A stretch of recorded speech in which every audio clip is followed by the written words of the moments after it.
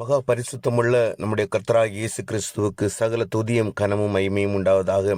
எனக்கு அன்பார்ந்த பிள்ளைகளே, நம்முடைய தேவன் இந்த நாளில் எல்லா கிருபையினாலும் உங்களை தேவன் நிரப்பி உங்களை வழி நடத்துவாராக. தேவன் நமக்கு இந்த நாளில் கொடுக்கிறதான வார்த்தை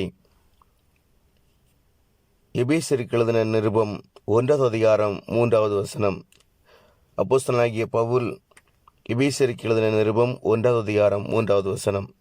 நம்முடைய கர்த்தராகிய இயேசு கிறிஸ்துவின் பிதாவாகிய தேவனுக்கு ஸ்தோத்திரம். அவர் கிறிஸ்துவுக்குள் உன்னதங்களிலே ஆவிக்குரிய சகல ஆசீர்வாதத்தினாலும் நம்மை ஆசீர்வதித்திருக்கிறார். நம்முடைய கர்த்தராகிய இயேசு கிறிஸ்துவின் பிதாவாகிய தேவனுக்கு ஸ்தோத்திரம். அவர் கிறிஸ்துவுக்குள் உன்னதங்களிலே ஆவிக்குரிய சகல ஆசீர்வாதத்தினாலும் நம்மை ஆசீர்வதித்திருக்கிறார். எனக்கு அன்பார்ந்த பிள்ளைகளே, ஒரு அருமையான வார்த்தையை தேவன் நாள் நமக்கு தந்திருக்கிறார். இங்கே பவுலடிகளார் எபேசியருக்கு எழுதின நிருபத்தில் அழகாக சொல்லுகிறார், நம்முடைய கர்த்தராகிய இயேசு கிறிஸ்துவின் பிதாவாகிய தேவனுக்கு ஸ்தோத்திரம். அவர் கிறிஸ்துவுக்குள் உன்னதங்களிலே ஆவிக்குரிய சகல ஆசீர்வாதத்தினாலும் நம்மை ஆசீர்வதித்திருக்கிறார். எனக்கு அன்பார்ந்த பிள்ளைகளே, கிறிஸ்துவுக்குள் உன்னதங்களிலே ஆவிக்குரிய சகல ஆசீர்வாதத்தினாலும் நம்மை ஆசீர்வதித்திருக்கிறார். எனக்கு அன்பார்ந்த பிள்ளைகளே, நாம் அதிகமாக விரும்புவது இந்த ஆசீர்வாதத்தை தான்.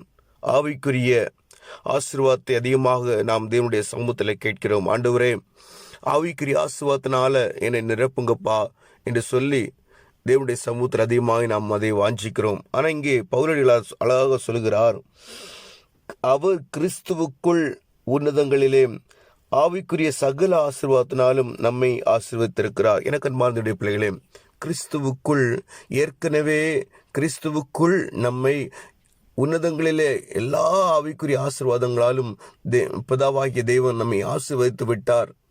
எனக்கு அன்பார்ந்த பிள்ளைகளே, எப்போது நாம் நம்முடைய கர்த்தராகிய இயேசு கிறிஸ்துவை நாம் தரித்து கொள்கிறோமோ, எப்போது அவருக்குள்ளாக நாம் இருக்கிறோமோ, அவரை எப்போது நாம் வெளிப்படுத்துகிறோமோ, அவரை தரித்து கொள்கிறோமோ, எனக்கு அன்பார்ந்த பிள்ளைகளே, உன்னதங்களில் அந்த சகல ஆசீர்வாதங்களும் தேவன் நமக்கு வைத்திருக்கிறார். எனக்கு அன்பார்ந்த பிள்ளைகளே,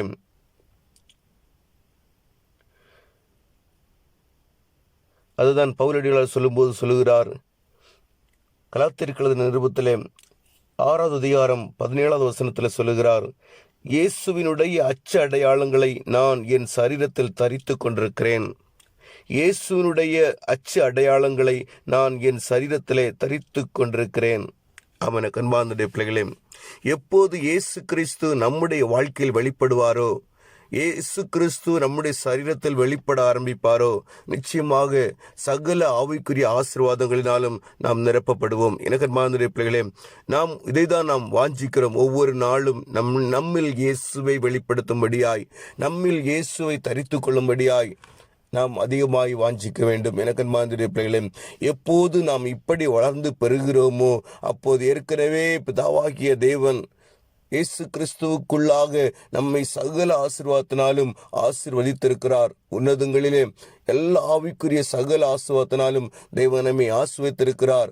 அவைகளை நாம் பெற்றுக்கொள்ள வேண்டுமானால் நிச்சயமாக எனக்கு அன்பார்ந்த பிள்ளைகளே, இயேசுவை தரித்து கொள்ள வேண்டும். இயேசுவை தரித்து கொள்வது என்பது ஒரு நாளில் 2 நாளில் வருவது அல்ல. எனக்கு அன்பார்ந்த பிள்ளைகளே, அவன் இயேசுவை போலவே மாற வேண்டும். எப்போது அவன் ஞானஸ்நானம் எடுத்து தண்ணீரிலே தான் அடக்கம் பண்ணப்பட்டு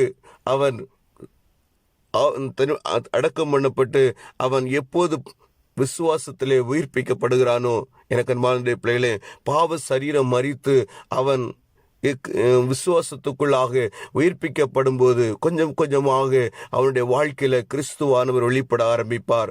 எனக்கு அன்பார்ந்த பிள்ளைகளே, எப்போது அவன் அதை முழுமை அடைகிறானோ, அதில் முழுமை பற்றி இயேசுக்குள்ளாக அவன் எப்போது அவன் தன்னை முழுவதுமாய் சிறுமைப்படுத்தி இயேசுவை பெருக செய்கிறானோ, அதை நான் சிறுகவும் நீர் பெருகவும் வேண்டும் என்று பவுலடிகளார் சொன்னது போல, அவன் எப்போது சிறுக ஆரம்பித்து அவனில் கிறிஸ்துவானவர் எப்போது பெருக ஆரம்பிக்கிறாரோ, எனக்கு அன்பார்ந்த பிள்ளைகளே, நிச்சயமாக நம்ம உன்னதங்களில் சகல ஆவிக்குரிய ஆசீர்வாதத்தினாலும் பிதாவாகிய தேவன் நம்மை ஆசீர்வதித்திருக்கிறார். அதை நாம் பெற்றுக்கொள்ள வேண்டும். எனக்கு அன்பான பிள்ளைகளே, அப்படினாலே தேவனுடைய சமூகத்தில் அவரை போலவே, கிறிஸ்துவை போலவே மாறும்படியாக தேவனுடைய சமூகத்தில் ஒவ்வொரு நாளும் பிரயாசப்படுவோம். நாம் இந்த உலகத்திற்குரியவர்கள் அல்ல.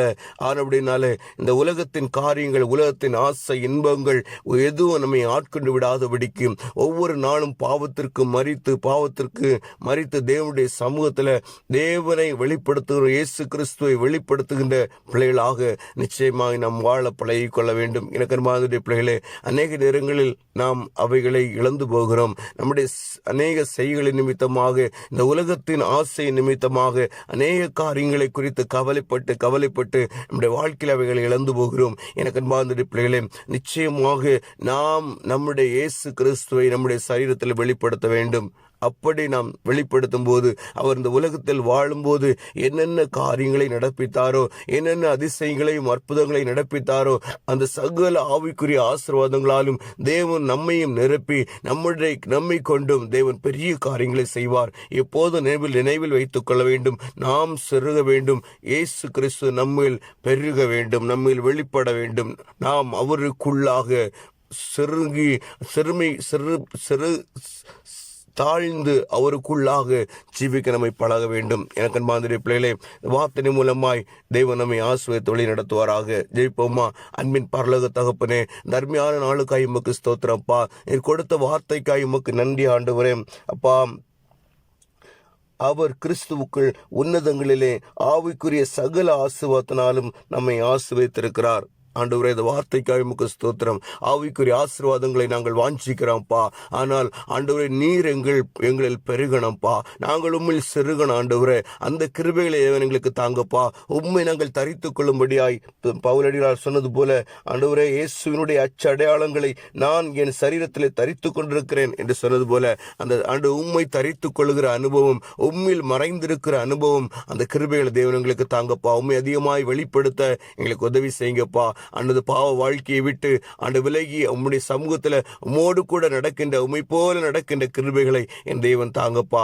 அப்படி நடக்கும்போது நிச்சயமாக பிதாவாகிய தேவன் எங்களுக்காக வைத்திருக்கிற உன்னதமான அந்த அனுபவங்களை நாங்கள் பெற்றுக்கொள்வோம். அந்த கிருபைகளை என் தேவன் எங்களுக்கு தந்து எங்களை வழி நடத்துங்க, பொறுப்படுத்திக் கொள்ளுங்க.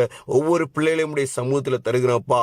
வேதனைகள், வியாகுலங்கள், கஷ்டங்கள், கடன் பிரச்சனைகள், பாரங்கள், நோய்களில் வேதனைப்படுகிற ஒவ்வொரு பிள்ளைகளையும் என் தேவன் நேரத்தில் தாங்குங்கப்பா. அற்புதங்களை செய்யுங்கப்பா. அவங்களுடைய வாழ்க்கையில தேவன் பெரிய காரியங்களை கட்டளையிடுங்கப்பா. கூட இருந்து வழி நடத்துங்கப்பா. ஒருபோதும் கைவிடாதீங்கப்பா. உடைய கிருபை ஒவ்வொரு பிள்ளைகளையும் தாங்க வேண்டுமா நாங்கள் செபிக்கிறோம். ஆண்டவரே, இதில் பயணம் செய்கிற ஒவ்வொரு பிள்ளைகளையும் என் தேவன் அபரிதமாக ஆசீர்வதித்து வழி நடத்துங்க. கூட இருந்து பொறுப்படுத்தி காத்துக்கொள்ளுங்க. இயேசுவின் மூலம் ஜெபங்களும் நல்ல பிதாவே.